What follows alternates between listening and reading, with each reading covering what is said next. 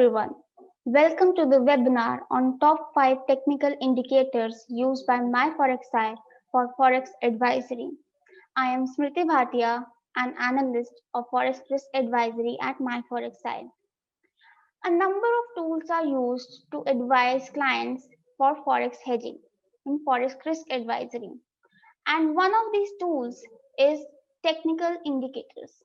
Technical analysis is basically analysis of past or historical trends to forecast future forward moves. It helps us predict the currency movement in short and medium term. And by predicting those movements, we can time the market for forex transactions, such as giving intraday targets to our clients, and also helps in hedging purposes, which involves booking a rate today for a future date. With the help of technical indicators, we are capable of doing forecasts which further helps in decision making, and these decisions have a logical basis that is a detailed technical study. Now the top 5 most commonly used technical indicators in MyForexI are relative strength index, moving average convergent divergence, which is also known as MACD. Then we have stochastics oscillator. Then we have the directional indices ADX, positive directional indicator and negative directional indicator. And last but not the least, we have Fibonacci moving averages. Relative strength index. This index is a momentum indicator and compares the magnitude of recent gains and losses with the price movement in a time period. Momentum is computed as a ratio of high closes to lower closes. The period considered is 14 days for daily or weekly analysis, and a 21-day period is considered for hourly or intraday analysis. The formula for RSI, as you can see, is 100 minus 100 upon 1 plus RS. Here RS is the ratio of average gain to average loss, where average gain is total gain during the time period upon N, which is the number of count of days, and average loss is the total loss during the time period upon number of days. This is an oscillator which is measured on a scale of 0 to 100. 70 is considered as a high level and 30 is considered as a low level. This index was developed by J. Willis Wilder in 1978 in his book New Concepts in Technical Trading Systems. Very interesting book. This indicator suggests the overbought and oversold levels where the trend usually changes. Let me show you how.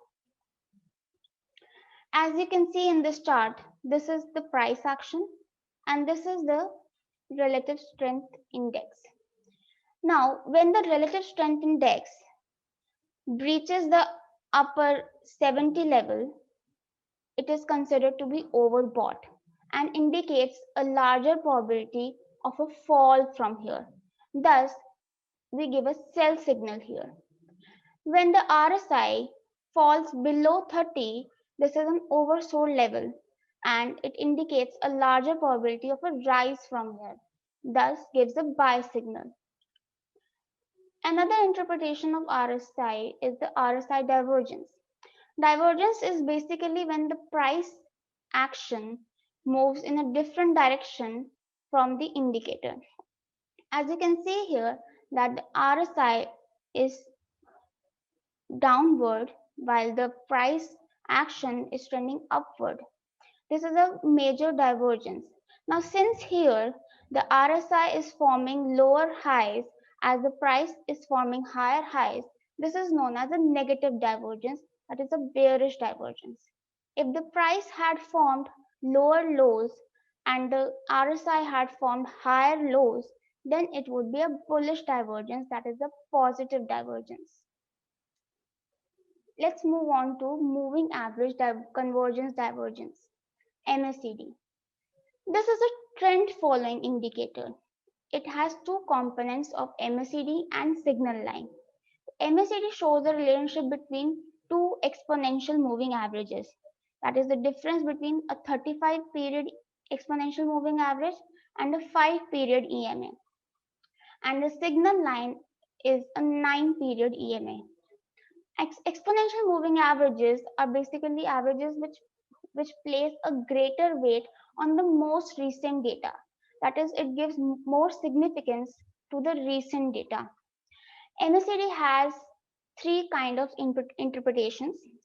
First is central line crossover, then there is signal line crossover, and then we have MACD divergence.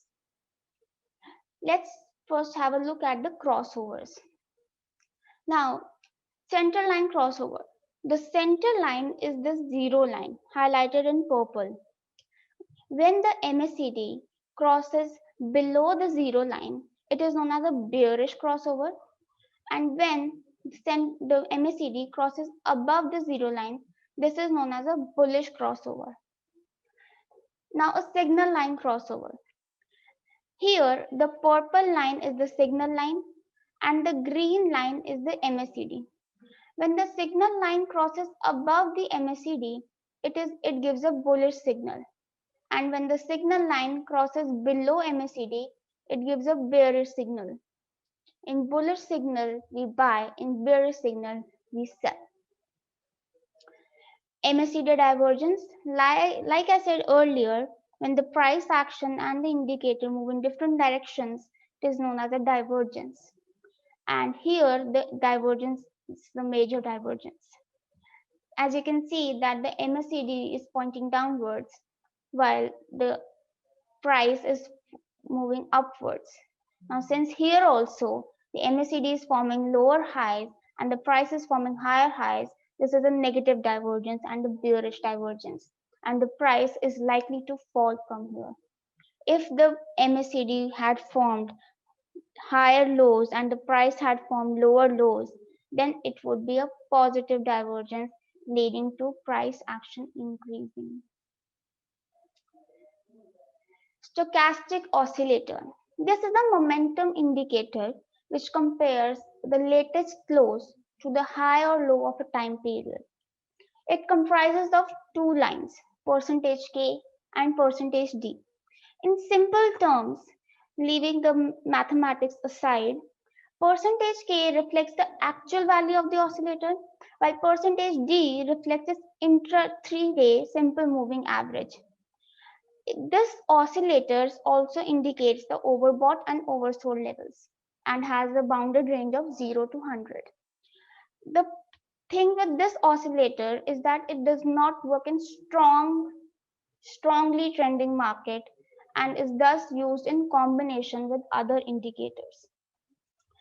Not work in strongly trending market means that even if an overbought level is reached, the price action may continue to rise. Let us see how it works. Now, like you can see, the oscillator is here and the price action is here. When the percentage K and percentage D line move above the 80 level, that is the high level, and are turning down, then it is considered an overbought level and gives a sell signal.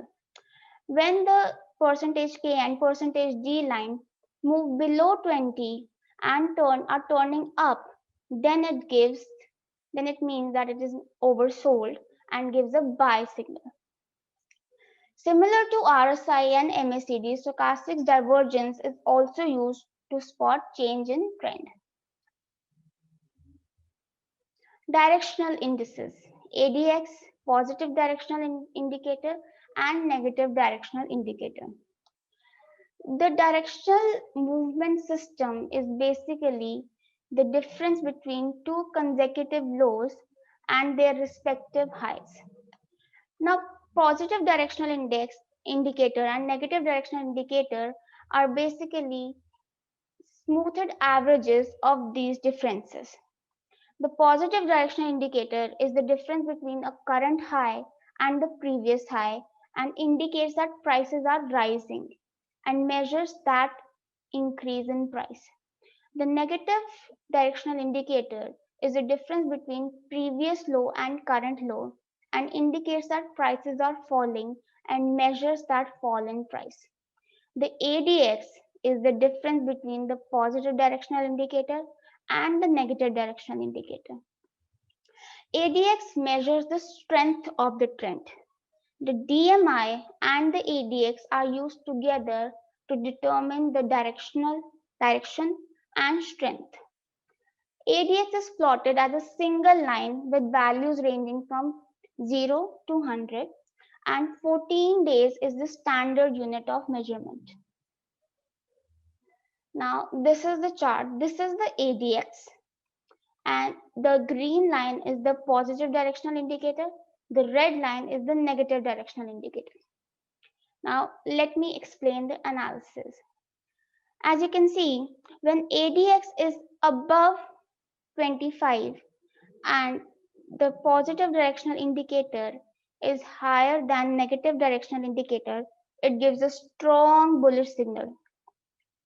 Had here the ADX been below 20, then it would have given a weak bullish signal.